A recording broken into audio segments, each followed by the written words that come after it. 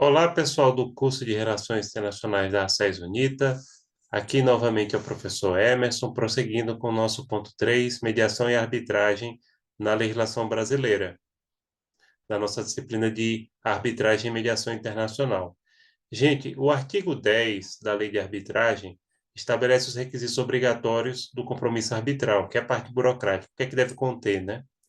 Primeiro, o nome, a profissão, o estado civil e domicílio das partes, o nome, a profissão e o domicílio do árbitro ou dos árbitros, se for mais de um, ou, se for o caso, a identificação da entidade a qual as partes delegaram a indicação do árbitro.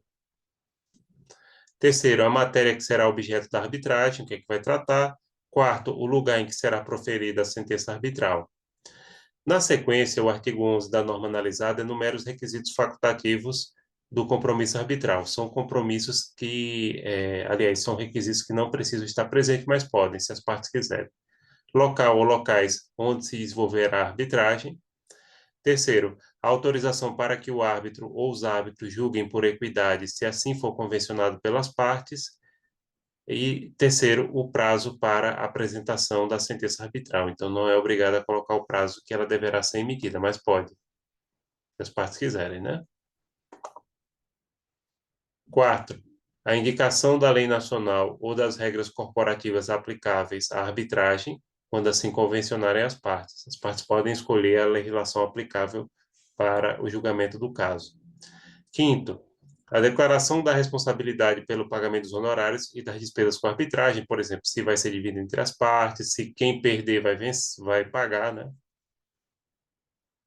Sexto, a fixação dos honorários do árbitro ou dos árbitros. Estão definindo quando é que vai pagar, né?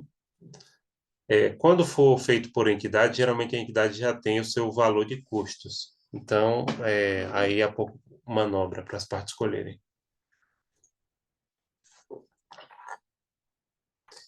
Bem, pessoal, no artigo 11, parágrafo 1, especifica que, fixando as partes honorárias do árbitro ou dos árbitros no compromisso arbitral, este constituirá título executivo extrajudicial. Não havendo tal estipulação, o árbitro requererá ao órgão do Poder Judiciário, que será competente para julgar originalmente a causa, que os fixe por sentença. Então, nesse caso aqui, até o Poder Judiciário, caso não tenha havido estipulado como é que vai ser pago o árbitro, pode definir. O artigo 12 da Lei de Arbitragem indica as hipóteses da extinção do compromisso arbitral. Primeiro, excusando-se qualquer dos árbitros antes de aceitar a nomeação, desde que as partes tenham declarado expressamente não aceitar substituto.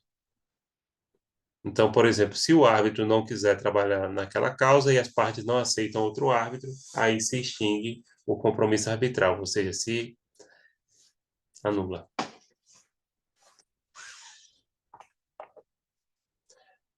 Dois, falecendo ou ficando impossibilitado, de dar seu voto a algum dos árbitros, desde que as partes declarem expressamente não aceitar substituto. Geralmente não há, e quando é feito por entidade, a entidade fica responsável por indicar o substituto. Terceiro, tendo expirado o prazo de emissão da sentença arbitral, desde que a parte interessada tenha notificado o árbitro ou o presidente do tribunal, concedendo-lhe o prazo de 10 dias para a prolação e apresentação da sentença arbitral. Então, aqui terminou o prazo da sentença arbitral, não houve, e foi concedido 10 dias, né? E aí não houve, não foi cumprido, aí o compromisso arbitral se extingue. O artigo 13º, ou 13, melhor dizendo, da norma analisada, permite que possa ser árbitro qualquer pessoa capaz e que tenha confiança das partes. Reparem aquilo que eu sempre insisto, não precisa ser formado em direito para ser árbitro. Qualquer pessoa capaz e que tenha confiança das partes pode ser árbitro. Claro, o árbitro, ele precisa ser uma pessoa capacitada para tanto, que tenha feito algum curso de mediação e arbitragem, como a gente já falou aqui também. Ao seu turno, o parágrafo 1º do último artigo mencionado define que as partes nomearão um ou mais árbitros, sempre em número ímpar, como já falo e já falei, podendo nomear também os respectivos suplentes, né? Suplentes são substitutos. É natural que se escolha um substituto para eventual problema que ocorra, né? Se ocorrer algum problema, uma pessoa substitui como suplente. No artigo 13, parágrafo 2º, está especificado que quando as partes nomearem árbitros em número par, pode ocorrer, mas o ideal é que seja ímpar. Se ocorrer, por acaso, eventualmente, né? Estes estão autorizados desde logo a nomear mais um árbitro. Não havendo acordo, requererão as partes ao órgão do Poder Judiciário, a que tocaria originalmente o julgamento da causa, a nomeação do árbitro. Aqui é para nunca ter um número par de árbitros. E se as partes escolherem, pode chegar até a mão do juiz para indicar mais um. Então, lembrando, pode ter 1, 3, 5.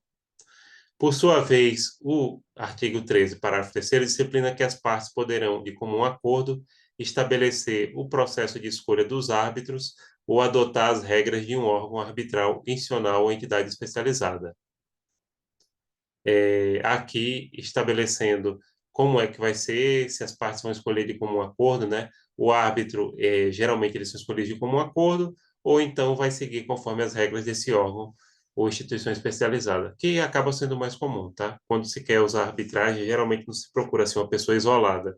Se procura alguém que faz parte de alguma comissão de arbitragem, de algum órgão assim especializado, uma Câmara de Comércio. O parágrafo 4º do artigo comentado, em redação dado pela Lei 13.129 de 2015, estabelece que as partes de comum acordo poderão afastar a aplicação dispositivo do regulamento do órgão arbitral institucional ou de entidade especializada que limite a escolha do árbitro único, coárbitro ou presidente do tribunal, a respectiva lista de árbitros, autorizando o controle da escolha pelos órgãos competentes da instituição, sendo que no caso de impasse e árbitro multiparte, deverá ser observado o que dispuser o regulamento aplicável. Então, aqui está falando em relação à questão quando o árbitro ele vem dessas instituições, como essas câmaras de comércio, essa entidade especializada. E aí permite que as partes afastem, né, a aplicação desse dispositivo. Bom, pessoal, encerramos aqui mais uma parte do ponto 3, mediação e arbitragem na legislação brasileira, nossa disciplina de arbitragem e mediação internacional. É isso, pessoal. Por enquanto é só. Já já a gente volta. Tchau, tchau.